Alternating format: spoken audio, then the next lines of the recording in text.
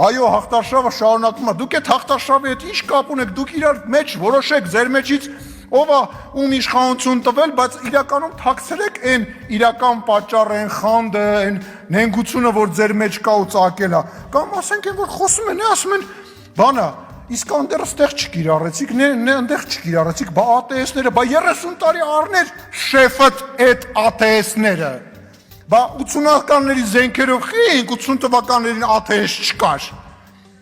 Բա այդ չի կոնսերվա, այո, կոնսերվի բանկեկով, բա առնեիք։ Մենք բանակին ձեռ չենք տվել, կամ այդ որ ասում եք սուերը բերել եք, այդ կարող է տես մենք նստել ենք, մենյուն բացել ենք, նայել ենք, ասել ենք մի հատ ինչ վերցնենք, ձեր զինվորականներն են բան արել խորհուրդ տվել, զինվորականներն են խորհուրդ տալիս,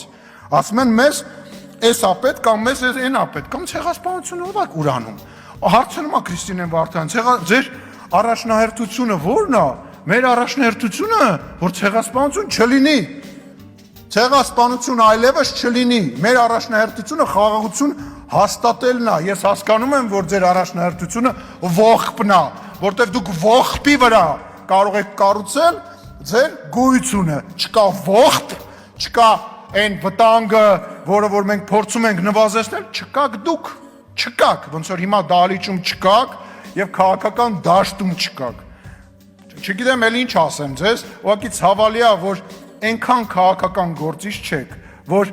ձեզ ինչ որ արդարացումներ եք գտնում, ոչ կարողանում եք օրենք առաջարկեք, ոչ կարողանում եք հարց տալ կառավարությանը, ոչ կարողանում եք դահլիճում նստել, ոչ էլ կարողանում եք իրար մեջ յոլա գնալ։